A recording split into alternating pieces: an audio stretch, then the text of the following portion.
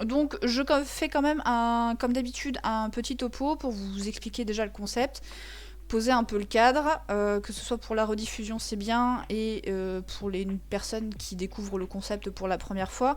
En fait, je fais la bêta lecture. Je suis autrice et bêta lectrice professionnelle. Et donc, la bêta lecture, c'est mon travail. Et mon but, en fait, cette année, c'est de montrer un petit peu plus les coulisses de mon travail pour que vous puissiez savoir un petit peu ce à quoi vous pouvez vous attendre en termes de retour sur vos romans. Le but, c'est que vous soyez un petit peu rassurés parce que je sais à quel point c'est difficile d'envoyer son roman à quelqu'un, de le faire lire à quelqu'un. Je sais à quel point ça peut faire flipper, et d'autant plus à des inconnus sur internet, d'autant plus si ce sont des bêta-lectrices pro, on se dit je veux pas non plus donner mon argent à n'importe qui, ce qui est normal. Donc le but, voilà, c'est de vous montrer déjà moi comment je travaille, donc c'est juste une approche de la bêta-lecture. Je sais qu'Anaïs, toi tu en fais aussi, donc t'as peut-être aussi une approche différente, et c'est ça qui est intéressant d'ailleurs. Si jamais d'ailleurs il y a d'autres personnes qui font de la bêta-lecture, n'hésitez pas à partager vos avis et vos retours. Donc de montrer mon approche, mais de façon générale, ça peut vous donner une idée de ce à quoi vous pouvez vous attendre en termes de retour en tant que, enfin, sur vos romans, quoi. Ça vous permet aussi d'être un petit peu mise en avant à mon échelle. Voilà, j'ai pas une communauté énormissime, hein, donc ça va pas vous rapporter énormément de monde. Mais bon, le but c'est aussi de vous mettre un petit peu en avant, de mettre en avant voilà, les auteurs, les autrices qui sont peut-être pas forcément encore édités, qui le sont peut-être déjà, parce qu'on verra qu'Anaïs du coup a sorti son premier roman il y a pas si longtemps.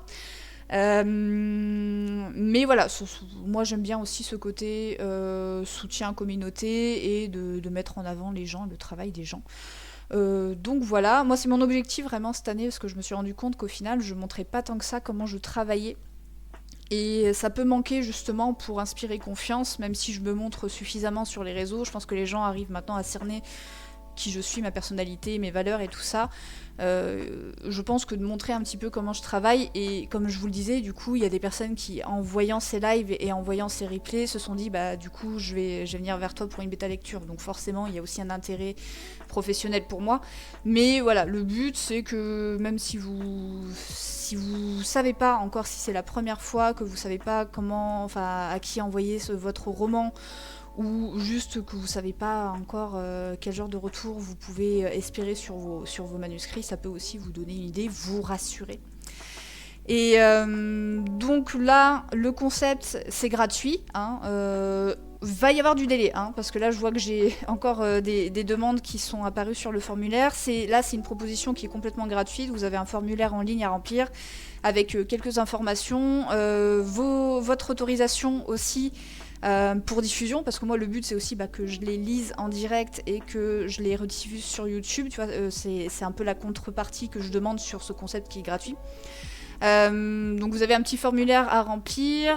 Si vous voyez la vidéo en rediffusion sur YouTube, vous aurez normalement les infos dans la description.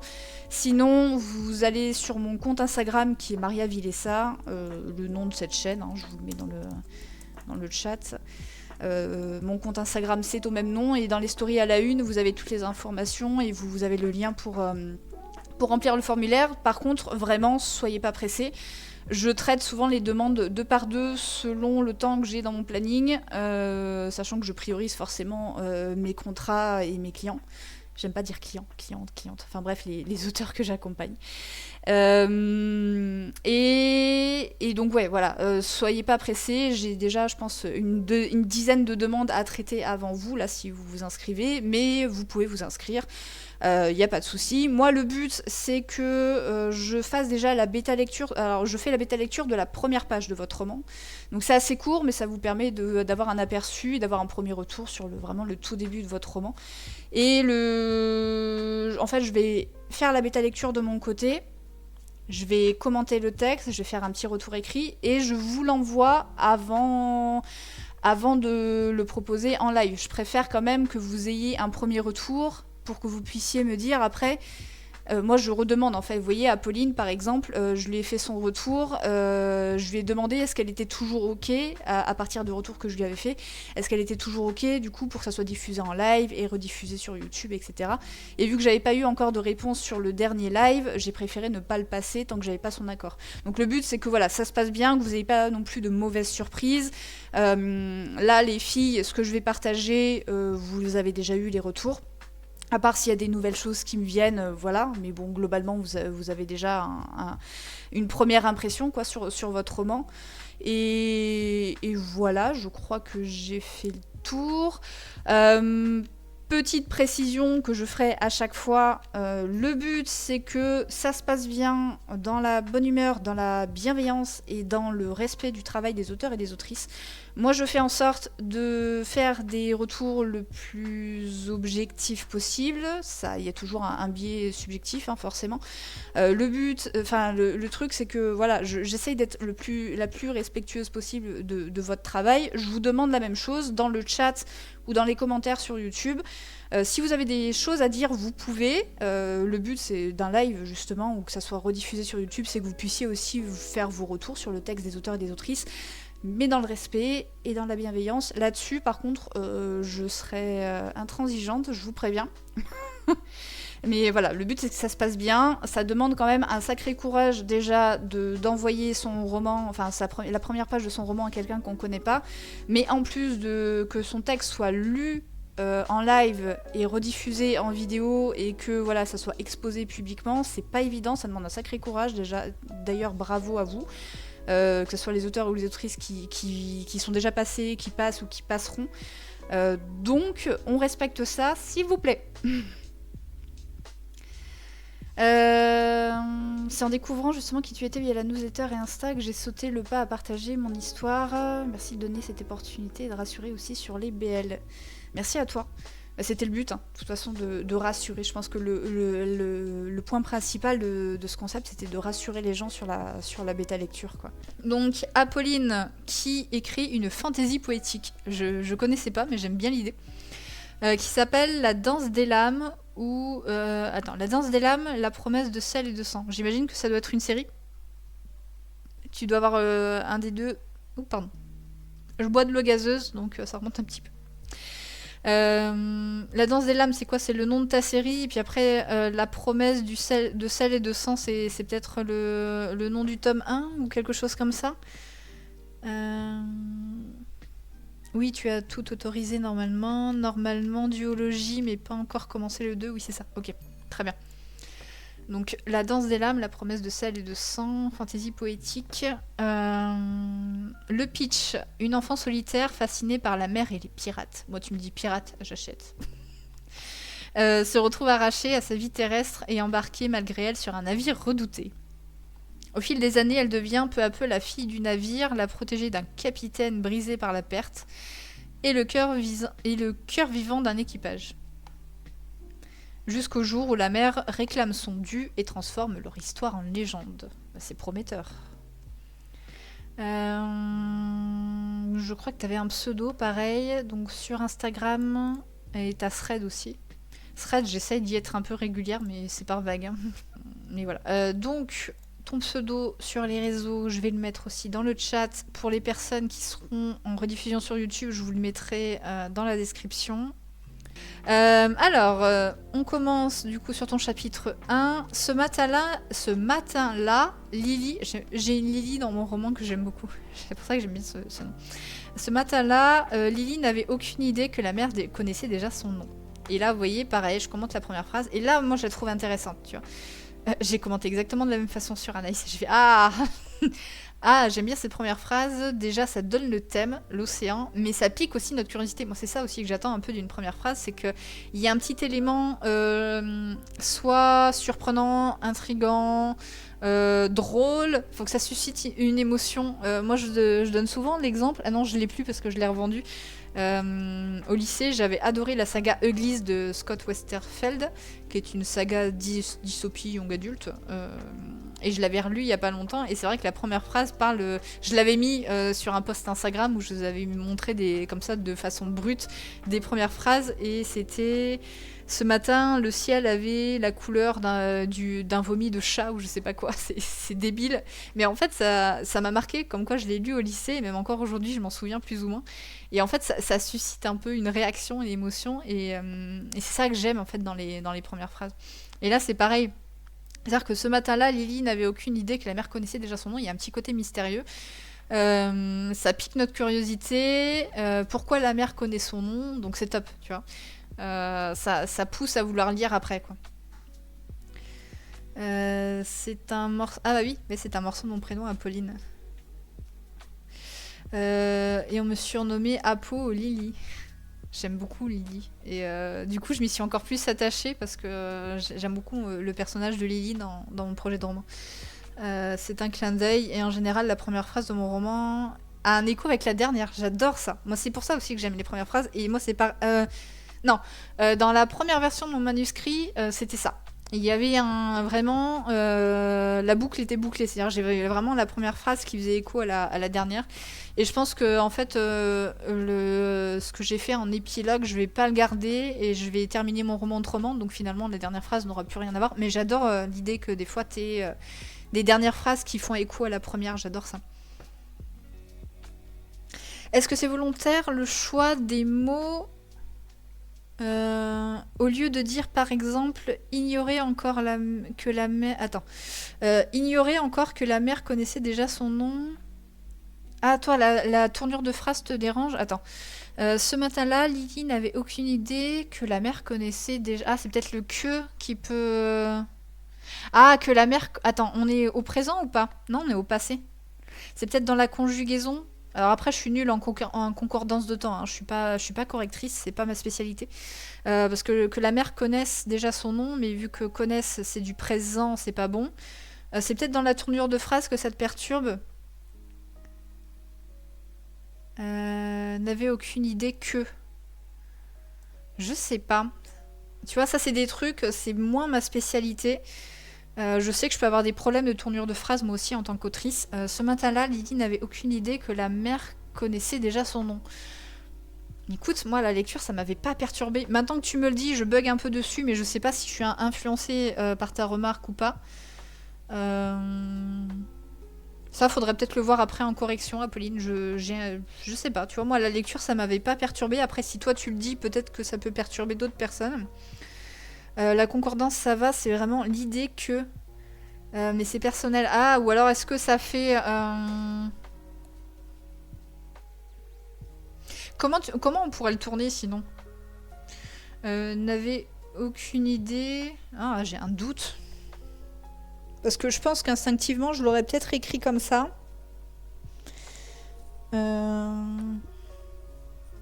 Tu voudrais le tourner autrement.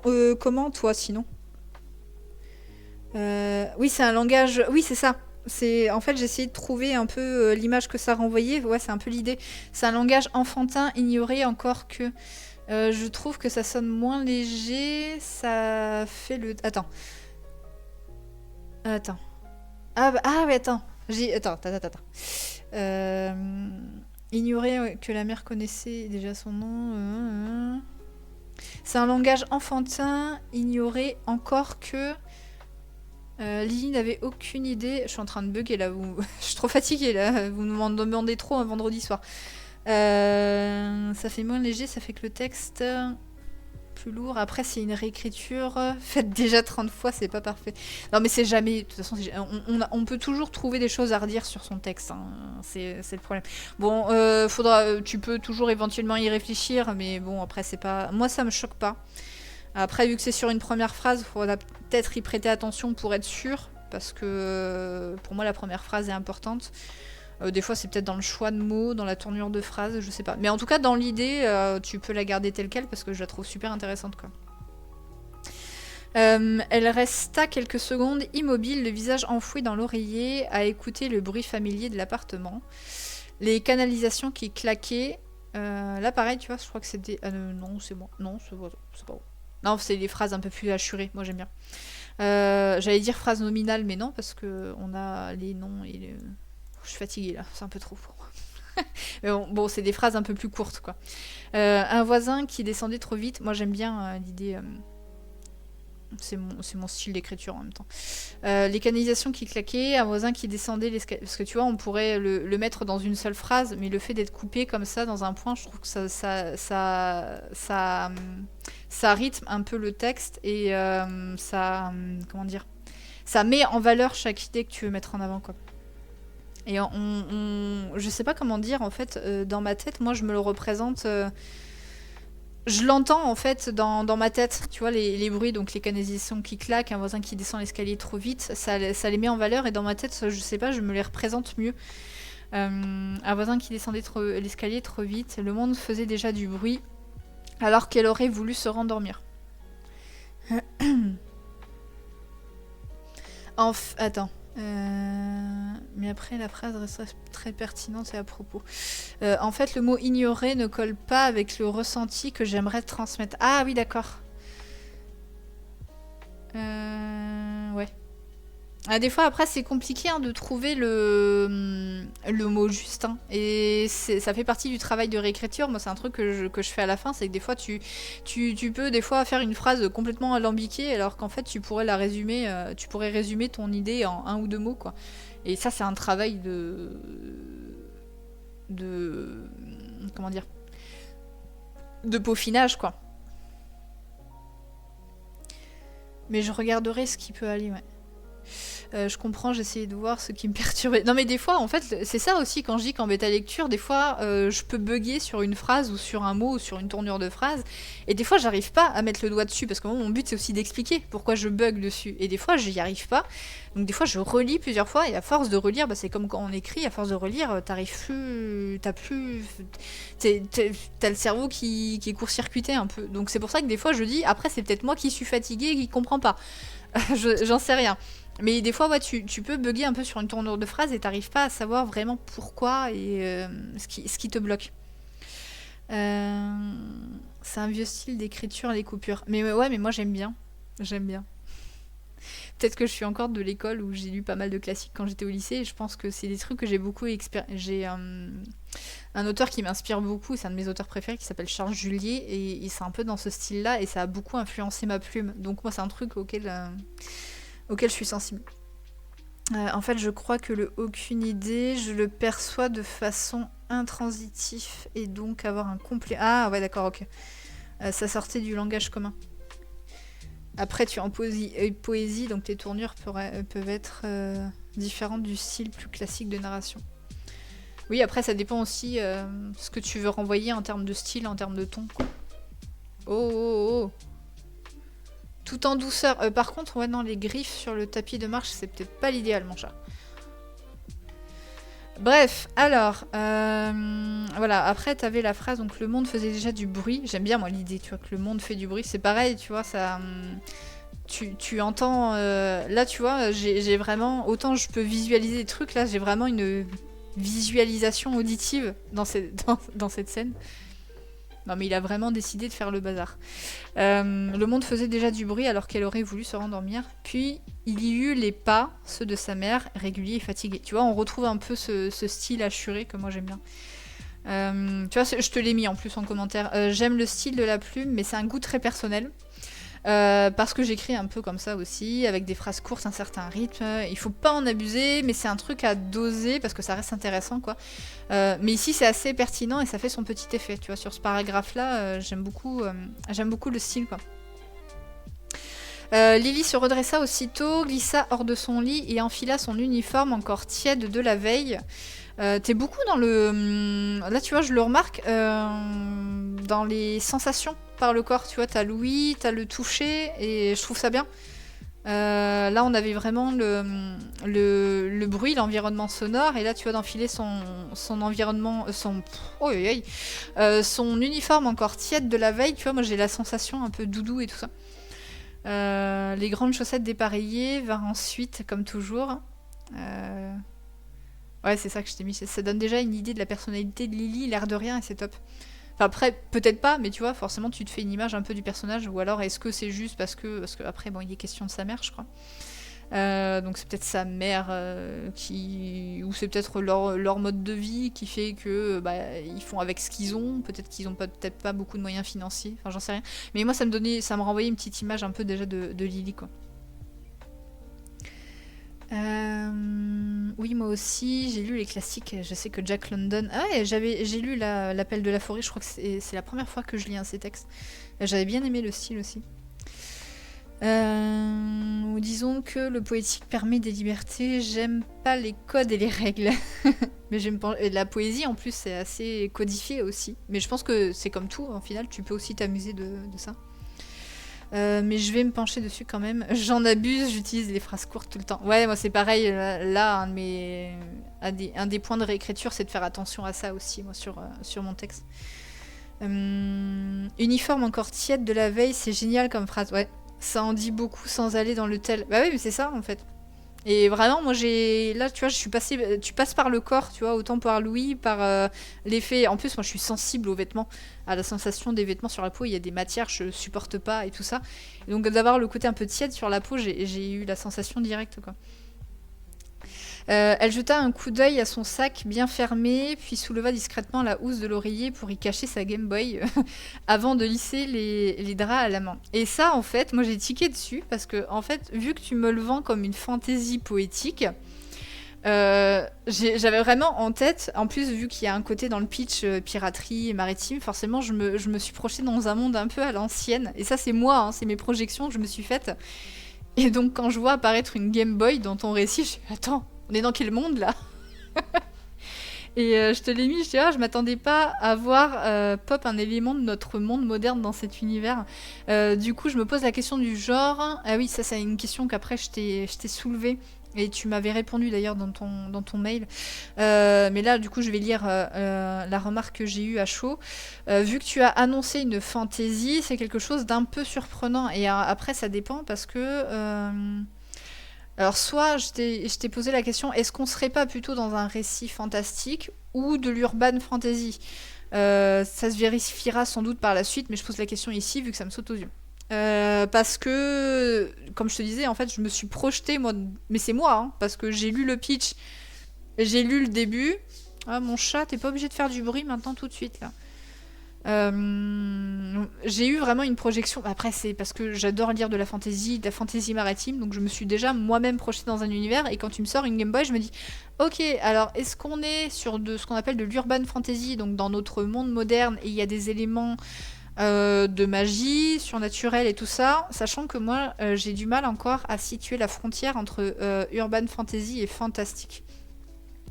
C'est pour ça que je t'ai dit, est-ce que c'est plutôt du fantastique, est-ce que c'est l'urban fantasy? Mais j'ai soulevé la question, après tu m'as répondu, je crois. Attends. C'est que de la fantasy. Attends, c'est que la fantasy débute dans le monde réel et dévie derrière.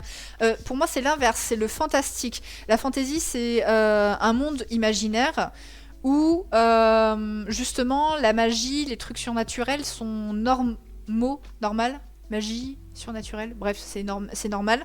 On donne souvent l'exemple du chat qui parle. Dans un monde de fantasy, le chat qui parle, c'est normal, ça choque personne, alors que dans le fantastique, un chat qui parle, ça va surprendre tes personnages parce que c'est pas censé exister. Ça veut dire que le surnaturel, on le découvre, et pour moi, le fantastique, c'est quand on est dans le monde réel et qu'il y a des éléments surnaturels qui apparaissent et que c'est pas censé être normal, et qu'on découvre après un autre monde. C'est pour ça, là, je savais pas encore comment le situer, et puis j'ai pas la suite, donc je peux pas trop me positionner, mais c'est pour ça que je te l'ai soulevé au niveau de la question. Tu vois, moi, dans mon roman, je le considère comme roman fantastique parce qu'on a vraiment une femme dans notre monde réel à Londres qui est conteuse pour enfants, et du jour au lendemain, elle se retrouve projetée dans le pays imaginaire du conte de son enfance, du conte de Peter Pan, quoi. Et elle est même elle, tu vois, elle est en mode, je suis en train de faire un mauvais rêve, qu'est-ce qui se passe? Je suis pas censée être là, et puis je vais me réveiller, et au final, elle se rend compte qu'elle se réveillera pas parce que c'est sa réalité. Et je considère que pour moi, c'est du fantastique parce qu'on part du monde réel. Et elle découvre un univers qui n'est pas censé exister, qui est censé être un conte pour enfants, quoi. Si tu veux un ordre de temporalité... Ah oui, parce que toi, tu m'avais dit justement un ordre de temporalité non fixé dans le roman, c'est repris Des années 2007-2008 dans le récit, je ne pense pas que ce soit de l'urban. L'urban, techniquement, la frontière est mince avec le fantastique parce que en fait, c'est pareil, on est dans le monde réel, sauf que l'élément donc de surnaturel est une réalité. Voilà. Moi, je l'associe beaucoup à tout ce qui est un peu Beat It. Donc, tu vois, techniquement, typiquement, quand t'as une adolescente qui est au lycée et qui rencontre quelqu'un un peu mystérieux et que tu découvres que c'est un vampire et qu'en fait elle se rend compte que les vampires existent, je crois que pour moi c'est considéré comme de l'urban fantasy aussi. À vérifier, hein, je maîtrise pas. Moi, c'est vrai que c'est un concept encore, j'ai du mal un peu à situer où est la frontière. Je ne pense pas que ce soit de l'urban. Et là, vu que toi, je sais pas encore exactement où va apparaître après le côté maritime piraterie. Je sais pas après à quel niveau tu as peut-être de la magie ou des choses comme ça. Et c'est vrai qu'en fait, du coup, le côté Game Boy me surprenait. C'est pour ça que j'ai évoqué peut-être le terme urban fantasy. Voilà. Attends, il y a juste des pirates. Bah du coup, je sais plus où je le situe, je suis perdue vu que les pirates ont été réels. Mais oui, mais les pirates ne sont plus réels, en tout cas en 2008, tu vois. Donc je sais pas. Attends, vu que les pirates ont été réels, on situe c'est. Après, ça peut être une uchronie. Tu sais, une uchronie, c'est quand tu as un événement de l'histoire qui est modifié, du coup ça modifie notre réalité. Donc tu pourrais avoir un élément qui à un moment donné fait que les pirates existent toujours aujourd'hui en 2008.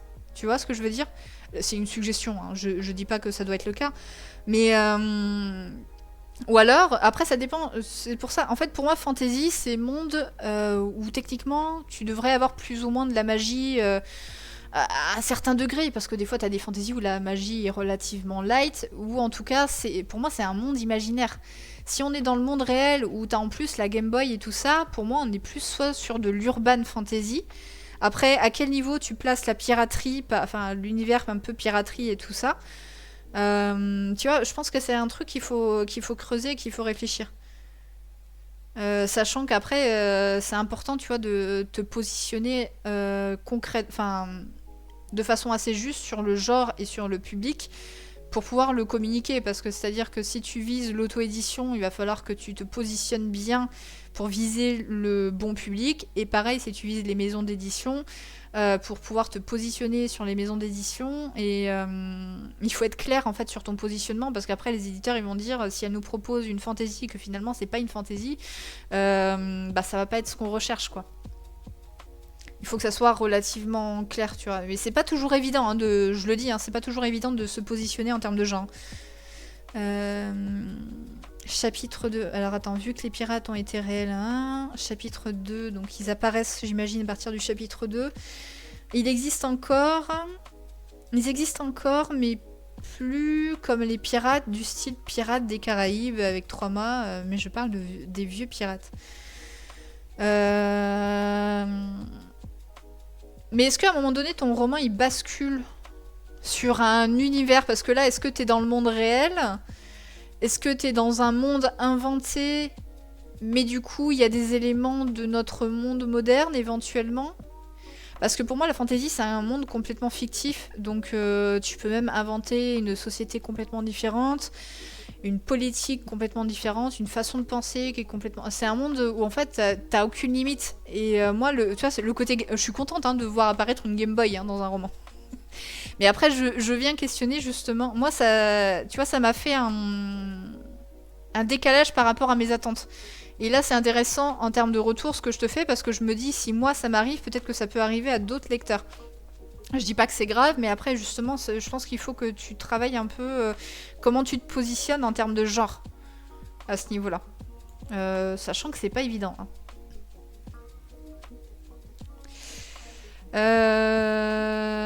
Donc, elle jeta un coup d'œil, tac tac tac. Elle ouvre de souris pour y cacher sa Game Boy avant de lisser le drap à plat à la main. La porte s'ouvrit sans frapper.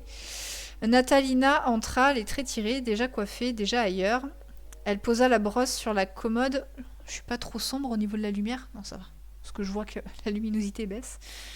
Euh, Elle posa la brosse sur la commode et attrapa les cheveux roux de sa fille avec un geste sûr, presque mécanique. Le petit déjeuner est prêt. Ah oui, et là je t'ai fait juste une petite remarque typo. Après je sais pas si c'est la conversion, parce que des fois quand on passe d'un texte en PDF à Google Doc, la mise en page peut des fois être un peu perturbée. Mais juste remarque typo, quand vous écrivez des dialogues, c'est pas des petits tirés du 6 qu'il faut mettre, c'est des tirés quadratins. Ce sont des tirés plus grands. Alors attends, je me permets juste, tu vois, parce que moi ça me fait une liste.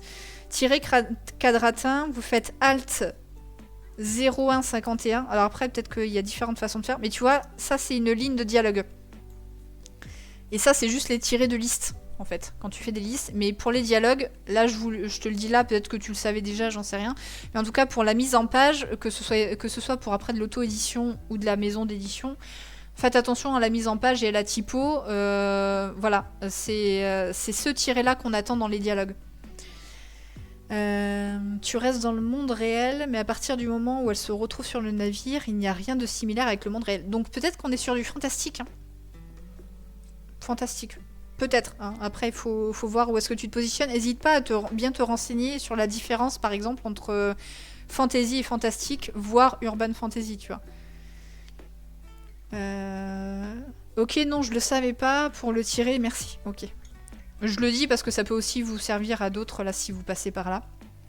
Et je t'avais fait une autre remarque typo, enfin de mise en page. En termes de mise en page sur un texte, dans un roman, on attend que ce soit en justifié. Là, tu vois, ton texte, il est aligné à gauche. En justifié, c'est quand vous avez le format bloc. Vous voyez, là, vous avez centré à droite ou à gauche. Et nous, on attend ça en justifié. Et en fait, ça aligne vraiment d'un côté et de l'autre de la marge. Donc c'est en fait en termes de texte, et vous regarderez les romans publiés, ils sont foutus comme ça aussi au niveau de la mise en page. Bon là c'est vraiment du chipotage, typographie, mise en page. Hein. Mais c'est important aussi de l'avoir en tête à un moment donné. Là c'était peut-être pas ta priorité à l'écriture et c'est pas bien grave. Hein. D'ailleurs je me demande si des fois, moi là sur la réécriture j'ai même mis un alinéa. Parce qu'avant j'avais écrit en bloc comme ça. Et là la réécriture j'ai mis un alinéa.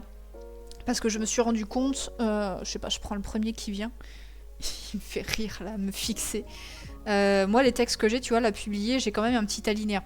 Donc, je pense que ça demande à vérifier, mais je pense qu'il faut même faire un petit alinéa. D'ailleurs, un autre truc aussi que je vois souvent dans les romans en bêta lecture, c'est la différence entre un retour à la ligne et un saut à la ligne. Retour à la ligne, c'est quand vous changez de paragraphe. Donc là, vous voyez, vous êtes sur un paragraphe, et puis après, vous passez au paragraphe suivant. Ça s'appelle un retour à la ligne.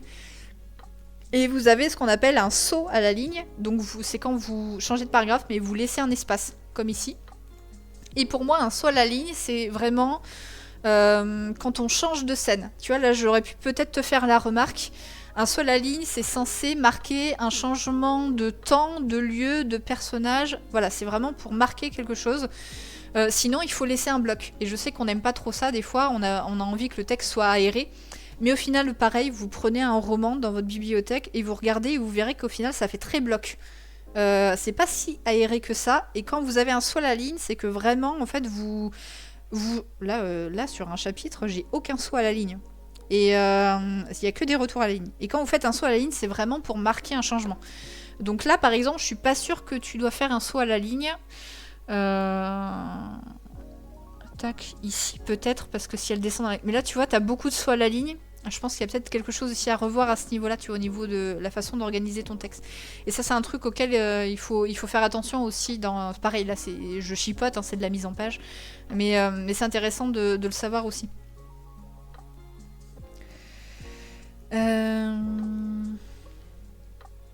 Oh non, c'est plus facile à lire d'un coup. Pour les tirer, peut-être ce que je trouve, c'est que je trouve que ça fait des gros blocs et c'est dur à lire. Mais c'est bon, ça va. Ouais, je sais. Je suis la première. Des fois, je suis un peu maniaque, j'ai des tocs. Et j'aurais tendance à vouloir aérer un peu plus le texte aussi. Mais tu prends n'importe quel livre dans ta bibliothèque, tu regardes. Et j'ai eu une autrice en appel découverte il y a pas longtemps. C'est ce on en avait discuté justement. Et en fait, tu regardes ton roman... c'est bloc et c'est la mise en page traditionnelle d'un roman, tu vois. Si t'es en auto-édition, tu peux t'amuser peut-être à casser les codes, pourquoi pas. Après, si tu vises les maisons d'édition, ils vont t'attendre aussi sur la mise en page, quoi. Ou c'est eux qui vont la faire en tout cas, tu vois, t'auras pas trop ton mot, enfin peut-être, je pense, mais t'auras peut-être pas trop ton mot à dire à ce niveau-là, quoi. Donc le petit déjeuner est prêt, sa voix était douce mais lasse. Lily ne protesta pas quand les doigts tirèrent un peu trop fort pour tracer des tresses bien droites dans son dos.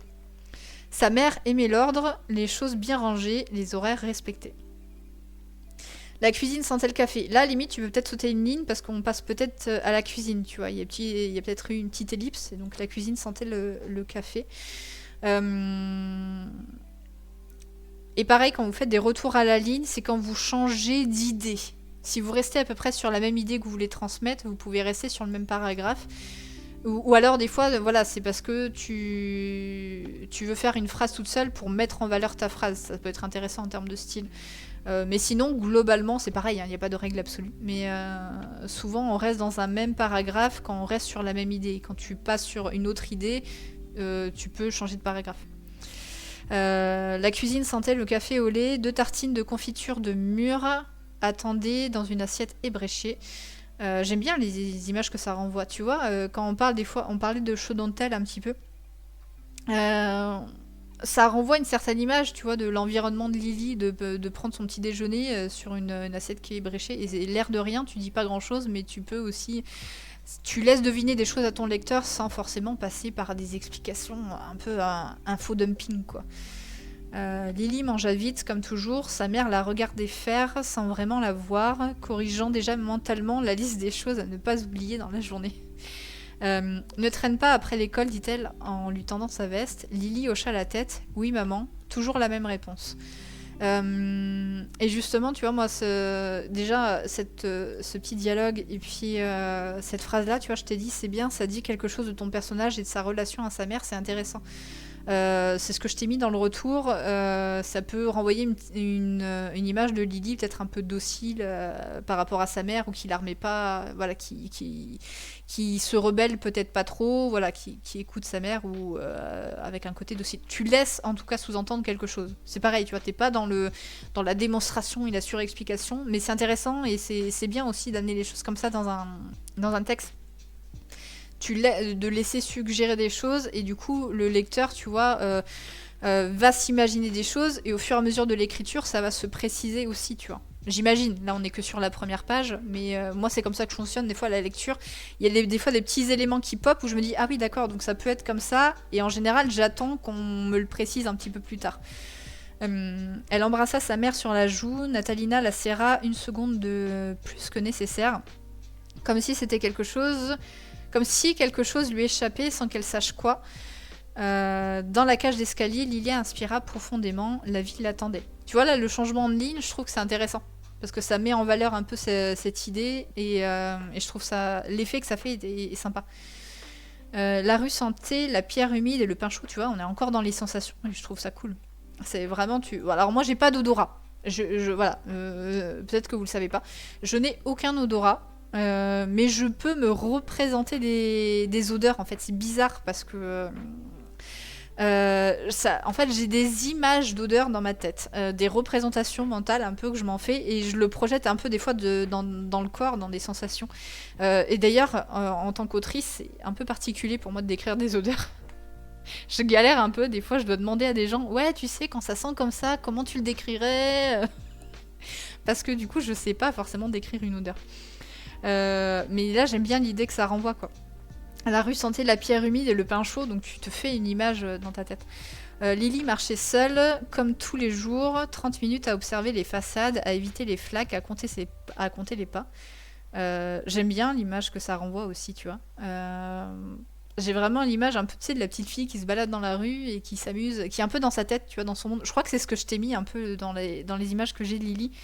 Qui est un peu dans son monde, qui s'imagine des jeux dans sa tête ou des choses comme ça. Ou qui a peut-être éventuellement des tocs ou des choses comme ça aussi, éventuellement, tu vois. Sa mère disait que c'était plus sûr ainsi. Oh, je fatigue un peu. L'école passa comme une mer calme. Là, je te l'ai mis. Petit clin d'œil à la mer, j'aime bien la comparaison. des mots, des chiffres, des chansons. Lily aimait apprendre, mais son regard dérivait souvent vers la fenêtre. Tu vois, ça renvoie aussi cette image de Lily un petit peu rêveuse ou dans la lune. Je suis trop exigeante pour une maison d'édition. Tu vises l'auto-édition, toi, du coup? Elle obéit car elle sait que dire. Autre chose ne changera rien. D'accord. Est-ce que c'est une idée que tu renvoies un peu plus tard dans ton roman? Parce que là, du coup, ça donne déjà une première image de Lily, mais est-ce que tu renforces après l'idée en montrant que pourquoi, en fait, elle obéit? Tu vois, est-ce que c'est juste que c'est quelqu'un qui est soumis ou est-ce que c'est quelqu'un qui est résigné? Tu vois, c'est pas la même chose en termes de personnalité. Et puis, en termes d'après de caractérisation de personnage, tu vois, sur son comportement, parce que si t'es quelqu'un d'assez soumis dans la vie, je me dis que plus tard, dans les aventures qu'elle va vivre, c'est quelque chose qui va se répercuter aussi avec d'autres personnes qu'elle va rencontrer. Alors que si c'est là juste, elle est résignée par rapport à sa mère, on s'attend peut-être pas à la même chose en termes de comportement après par la suite, quoi, dans l'histoire.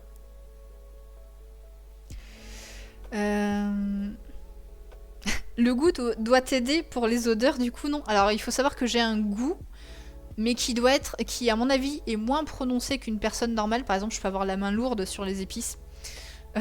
Si un jour je cuisine pour vous, demandez-moi de pas trop épicer les plats.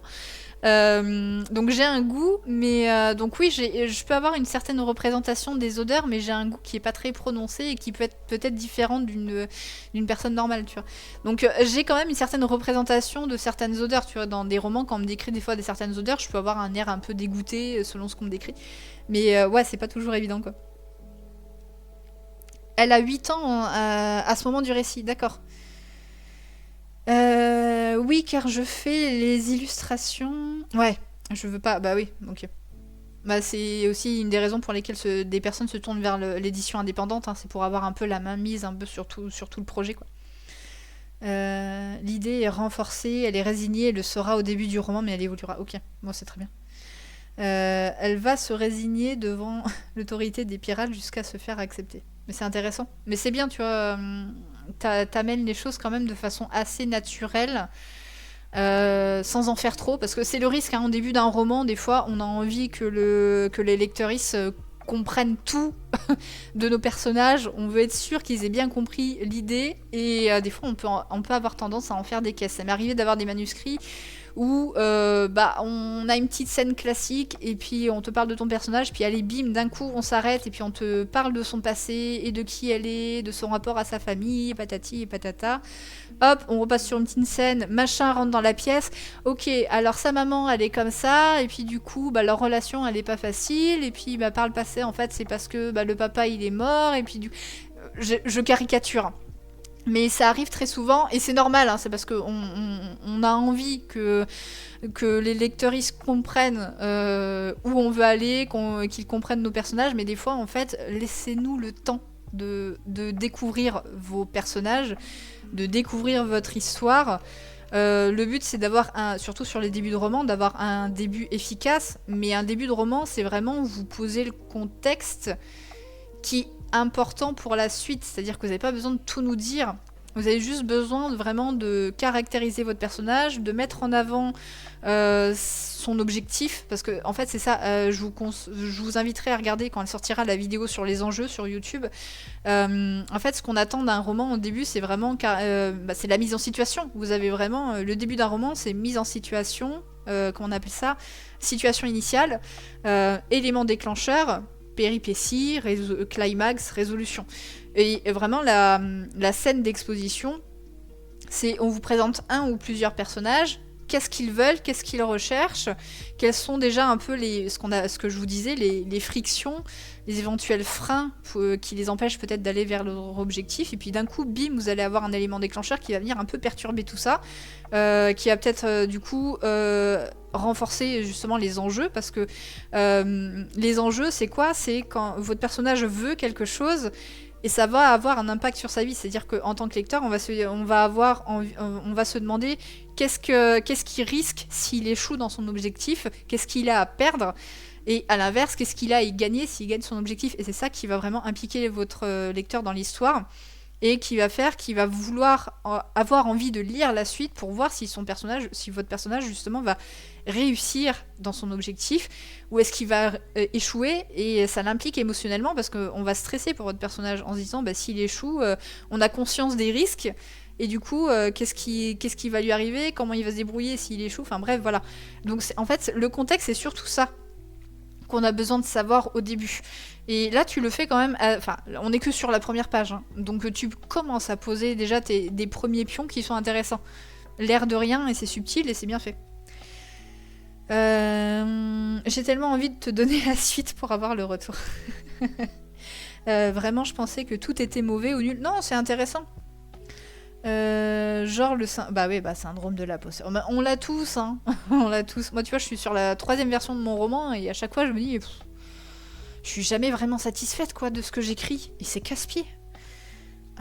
Et je me dis, en fait, ça reste nul, ça va rester nul. Si ça se trouve, j'en sais rien. Le père est pas mort, il est. Non, mais là, j'improvisais, hein, je caricaturais, mais. La première version du roman, je l'ai rêvé enfant. C'est incroyable ça. Je rêvais d'être la fille du capitaine Crochet. Mais tu sais qu'il y a le capitaine Crochet dans mon histoire. Il y a un petit twist sur le personnage. J'en dirai pas plus. Mais c'est un personnage que j'ai adoré écrire. Je voulais pas reprendre quelque chose d'existant. Ouais. Mais de toute façon, souvent quand on a des rêves comme ça nous influence aussi. Ça m'est arrivé des fois de faire un rêve dans la nuit, de me réveiller le matin, de me dire super idée de roman ça. Super idée de roman, faut que je prenne des notes. Donc on arrive au bout. Je vais lire le petit retour que je t'ai fait. Donc c'est un début de roman très introductif, mais on perçoit déjà une plume intéressante dès les premières lignes, et c'est une bonne chose parce que ça participe à accrocher aussi l'attention du lecteur. Tu commences à dessiner une partie de la personnalité de Lily, et j'imagine que ça va se développer par la suite, tu vois, c'est ce qu'on disait. Elle semble assez calme, dans la lune, docile, je te l'ai mis voilà, avec un petit point d'interrogation parce que je suis pas certaine, mais c'est l'image que j'en avais quoi. En tout cas dans la relation à sa mère, je viendrai peut-être chipoter, voilà, sur... Alors, c'est un truc, au final, tu vois, la relecture, ça m'a pas trop choquée. Enfin, choquée entre guillemets. Mais attention, des fois, en fait, à ces débuts de romans qui commencent de façon un peu classique, qu'on voit un peu trop souvent, du personnage qui se réveille le matin, qui s'habille, qui se coiffe, et puis hop, il descend dans la cuisine, et puis on présente le parent, ou le frère, ou la sœur, ou le coloc, voilà. Pareil, hein, je caricature. Là, c'est pas par rapport à ton texte, mais là, j'en profite justement pour le mettre en avant dans ce live. Ça peut être un peu cliché, même si je comprends l'idée, parce que forcément, c'est un bon prétexte pour présenter votre personnage dans sa vie, dans son quotidien. Quand on est sur un roman contemporain, forcément on va avoir tendance à présenter son personnage dans sa vie quotidienne. Là, d'autant plus quand on est sur de la fantaisie, du fantastique, des choses comme ça, des fois on peut mettre le personnage directement en action dans une scène bien précise. Et à travers cette scène, c'est un prétexte pour présenter le personnage, pour présenter son objectif, ses désirs, ses freins, ses peurs et tout ça. Donc c'est ce que je t'ai mis là. Je viendrai peut-être chipoter sur le contexte de cette première scène qui peut être un peu cliché pour moi. C'est ce que je dis, je remets toujours les choses en perspective. C'est pour moi, ça veut pas dire que tu dois changer ta scène. Je crois que tu m'as dit en plus qu'au final dans ton retour, la scène était importante pour toi, écrite comme ça. C'est une scène assez typique du personnage qui se réveille, qui s'habille, qui mange avant de commencer sa journée. En fait, ça peut avoir chez certains lecteurs, ça pourra donner cette sensation de j'ai déjà lu ça en fait, tu vois. C'est pratique pour présenter son personnage, mais je pense qu'il est possible de nous le présenter en le mettant en situation directe. Par exemple, pour ton roman, Lily dans sa salle de classe rêveuse, peut-être le regard tourné vers la mer ou autre, tu vois, ça pourrait être intéressant éventuellement. À moins qu'il soit important pour toi de nous présenter sa mère ici, pourquoi pas, tu vois. Maintenant, je ne le sais pas sans avoir lu la suite. Donc tu vois, c'est ce que je vous disais, c'est que des fois je fais des remarques qui sont à remettre en perspective, et quand je vous disais que ça reste vous, l'auteur ou l'autrice, c'est à vous après de prendre les décisions, et c'est pas parce que je vous fais une remarque qu'il faut la prendre forcément en considération, quoi. Donc à moins qu'il soit important de nous présenter sa mère ici, je le sais pas parce que j'ai pas lu la suite du coup. C'est bien sûr qu'une suggestion, peut-être que cette scène est importante pour toi telle qu'elle est, dans ce cas-là garde-la, et parce qu'elle fonctionne plutôt bien, tu vois, au final à la relecture ça m'a pas dérangé plus que ça. Parce qu'il y a le style, parce qu'il y a plein de choses intéressantes et du coup on arrive à sortir un peu de ça. Aussi, étant donné que tu avais annoncé, voilà, et donc là je reviens un peu sur le sujet de la question du genre, quoi. Donc fantasy poétique, je me suis attendue à un monde fictif et imaginaire dans le style fantasy maritime. Et tu vois, pareil, je le remets en perspective, donc ça peut être moi qui m'emballe parce que j'adore ce récit et du coup j'ai peut-être fait des projections. Ici à la lecture, on a plutôt la sensation d'être dans le monde réel sans éléments de magie ou autre. Donc je sais pas ce que tu comptes proposer par la suite, mais il faudra être clair quant à ton positionnement sur le genre et que ce soit clair dans ton texte et son univers aussi. Il existe aussi, voilà, je t'avais mis l'urban fantasy ancré dans le monde réel, mais essaie de te renseigner. Bon, c'est ce qu'on a discuté déjà en fait. Voilà, globalement, c'est un début qui se lit très bien, qui pose, et moi aussi je fais des fautes, allez, tac. Qui pose des premières bases. Pourtant, j'essaie de me relire surtout sur des retours, mais des fois, je reviens sur des retours, je me dis purée, il y a des fautes ou des coquilles. Voilà, globalement, c'est un retour qui se lit très bien, qui pose des premières bases avec un style intéressant, et j'espère que ça te permettra d'avoir des suites, des pistes pour la suite de ton texte. Voilà. Salut Lilou, Lili Loupi, comment tu vas? T'arrives un petit peu sur la fin. Mais j'ai pleuré en l'écrivant, je veux que mes lecteurs pleurent aussi. Je veux transmettre des émotions, moi c'est ce que je recherche quand je lis. Et je trouve peu de livres qui arrivent à ce... C'est... Ouais. Moi c'est pour ça que j'ai le coup de cœur difficile dans mes lectures. C'est-à-dire que pour moi, quand on est sur un système de notation, sur du 5 étoiles, pour moi le 5 étoiles c'est le coup de cœur. Et pour qu'un livre soit un coup de cœur, il faut vraiment que il y ait eu un gros impact émotionnel. C'est-à-dire que je peux avoir adoré un roman, mais s'il m'a pas touché d'un point de vue très personnel, humain ou sur des points spécifiques, ce sera peut-être pas un coup de cœur. Voilà, mais ça c'est propre à moi. Donc ouais, je comprends le côté un peu... je veux provoquer des émotions. Mais merci beaucoup pour tout, ton retour est super constructif. Maintenant, je veux lire le tien aussi. J'espère que t'es patiente. Comment vous dire, sur la réécriture, j'ai commencé à réécrire le chapitre 7 et normalement j'en ai à peu près 30. Ça peut bouger parce que peut-être que je vais rajouter des chapitres, mais une trentaine. Donc voilà. Au départ, je voulais commencer une scène à l'école, mais moi je trouverais ça intéressant. Après, voilà, c'est juste un avis personnel, quoi. Mais la mère a de l'importance, mais est-ce que tu peux pas présenter un peu la mère? Ou dans les souvenirs de Lily, tu vois, elle peut être à l'école et puis penser à sa mère, et puis hop, tu peux parler de sa mère, ou tu vois, il y a plein de façons de faire. Ça dépend après ce que tu veux faire et comment tu veux mener ton récit. Malgré qu'on la voit que dans le chapitre 1. Lily, c'est vrai, je ne compte pas le nombre de fois où j'ai lu un début. Ouais. En fait, voilà, ça peut avoir un côté déjà vu. C'est en ça que je disais que c'était cliché, entre guillemets. Et je le vois beaucoup en bêta lecture. C'est-à-dire que très souvent, j'ai des romans qui commencent par elle se réveille, elle pense à sa mère, elle pense à sa situation. J'ai eu un roman dernièrement, il a tardé, en fait, dans le dosage des informations, il a vraiment tardé en termes de démarrage du récit, c'est-à-dire qu'on était sur un personnage qui était dans son lit en train de penser à ce qui allait se préparer pour la suite du roman. Et du coup, elle pense à plein de choses, et puis elle pense au passé, et puis on est dans des flashbacks. Et en fait, sur 3-4 chapitres, l'histoire en elle-même avait pas encore commencé. On était vraiment dans les pensées, dans les explications, et dans voilà, les personnages, les relations à la mère et tout. Et en fait, je trouve ça... Et il faut vraiment que, surtout au début d'un roman, un lecteur peut très vite refermer un livre parce qu'il a l'impression que l'histoire, elle commence pas. Et si vous commencez vraiment directement dans une scène concrète, ça... On a la sensation d'une histoire qui commence. C'est pour ça. Après, voilà, il n'y a pas d'obligation. Tu peux très bien commencer dans une scène du quotidien, mais... comment dire ? sortir. Là, tu vois, c'est pour ça que je t'ai dit que ça me choquait moins en plus à la relecture, c'est qu'il y a quand même plein d'éléments intéressants qui fait que ça me dérange moins que sur des romans où on est sur quelque chose d'assez classique. Tu vois, par exemple, il y a aussi une scène assez cliché du personnage qui se lève, qui s'habille, qui se coiffe et qui se regarde dans le miroir. Et là, on utilise le prétexte du miroir pour décrire elle a les yeux bleus, les cheveux longs, etc. Et tu vois, ça, pour moi, c'est assez cliché. Qui dit cliché ne veut pas dire interdit. Hein. Mais quand je relève un cliché, après l'auteur en fait ce qu'il veut et les clichés peuvent avoir aussi de l'intérêt. Mais voilà.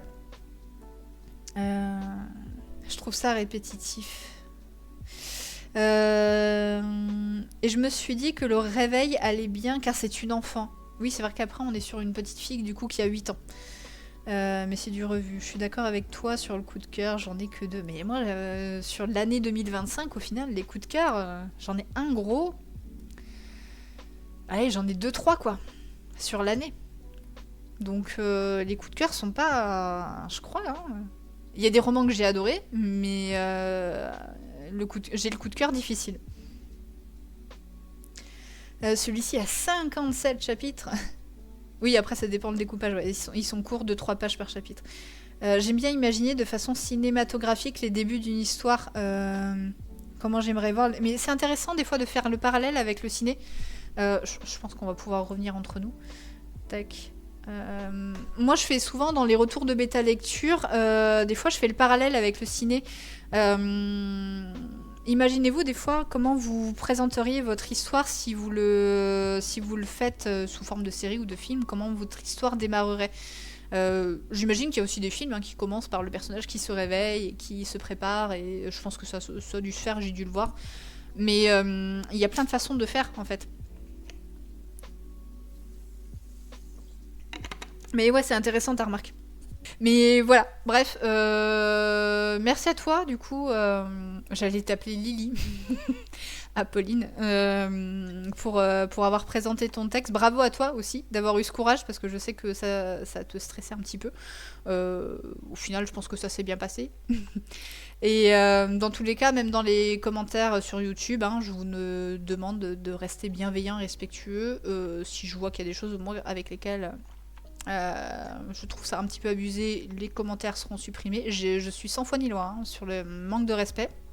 Surtout quand ça touche... Si ça me touche moi, ça regarde que moi. Si ça touche à des personnes qui ont quand même choisi de me faire confiance sur ce concept, j'aurais peut-être un côté un peu maman lionne qui défend les petits. Donc voilà, du respect dans les commentaires, dans les retours. Vous pouvez tout à fait...